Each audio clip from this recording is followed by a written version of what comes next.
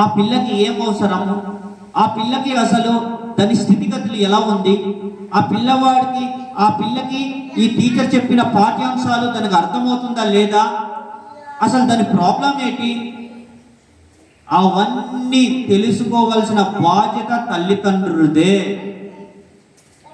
ఒక క్లాసులో మాకు 5 ఉంటారు, 10 మంది ఉంటారు. అందరికి ఒకేలాగా పాఠం చెప్తాము. ఒక పిల్లాడికి తప్పించేసి పాఠం చెప్పడం, ఒక పిల్లాడికి కూర్చోబెట్టి అర్థమయ్యేటట్టు పాఠం చెప్పడం అంటూ జరగదు. అందరి పిల్లలు మా పిల్లలుగానే భావిస్తాం మేము. అందరి పిల్లలకి రావాలని మేము అనుకుంటాం. అలాంటి తరుణంలో ఆ పిల్లకి రాలేదంటే ఒక టీచర్ బాధ్యతలు అవుతామా? ఆ పిల్లడు చదువుతున్నాడో లేదో అనుకుంటూ మీరు ప్రతిరోజు వచ్చి చూడండి. చూడవలసిన బాధ్యత మీ పైన ఉంటుంది. ఆ పిల్లాడు రాస్తున్నాడా లేదా, ఆ పిల్లవాడికి ఎందుకు చదువు రావటం లేదు, సరే మా పిల్ల చదవలేదు అనుకున్నాడు, వచ్చిన తర్వాత ఏం చేయాలి ఆయన?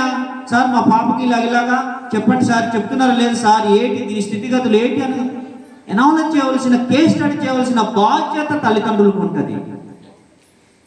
మేము మీకు ఒక ఆవేదనతో చెప్తున్నాం, ఎందుకంటే మేము ఎంత కష్టపడుతున్నామో మాకే తెలుస్తుంది.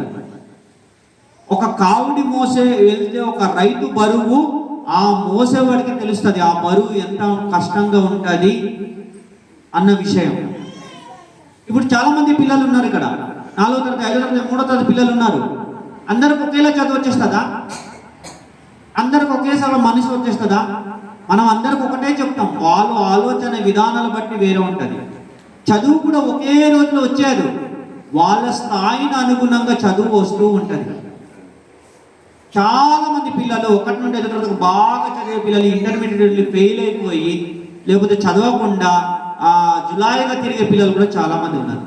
ఫస్ట్ బాగా చదవని పిల్లలు, ఏమి రాని పిల్లలు కూడా 10th క్లాస్, ఇంటర్మీడియట్, డిగ్రీల్లో కూడా మంచి నైపుణ్యం చెంది ఉన్నత స్థానంలో కూడా వెళ్తున్నారు. ఇది నేను చాలా సందర్భంలో మన మీటింగ్లో చెప్తూ ఉంటాను, ఇదేం పని కాదు, ఇదిగో నేను ఈ పొలంతో నేను ఈరోజు ఇంత పని చేశాను, నాకు మీకు పని కనిపిస్తుంది. మాకు టీచింగ్ చేసేటప్పుడు, మేము విద్యాబుద్ధులు చెప్పేటప్పుడు, విద్యాభ్యాసం చేసేటప్పుడు, పాఠ్యాంశాలు చెప్పేటప్పుడు మాకు కనిపించదు. ఆ రోజు పాఠం చెప్తాము, అది ఒక పిల్లవాడికి చెప్పిన వెంటనే వచ్చేస్తుంది. ఒక పిల్లవాడికి 2 సార్లు చెప్తే వస్తుంది, ఒక పిల్లాడికి 3 సార్లు చెప్తే వస్తుంది. ఆ రాని పిల్లడికి 5 సార్లు 10 సార్లు కూడా చెప్తాం. అప్పుడు కూడా రానప్పుడు మనం ఏం చేస్తామమ్మా చెప్పండి? మనం ఏం చేస్తాం? ఏం చేయలేం. మళ్ళీ ఆ పిల్లవాడు ఆటోమేటిక్గా ఆ సంవత్సరం దాకా ఉంటాడు, మళ్ళీ ఇంకో క్లాస్లో వెళ్ళిపోతూ ఉంటాడు. దయచేసి ఈరోజు ప్రతిష్టాత్మకంగా ఆంధ్రప్రదేశ్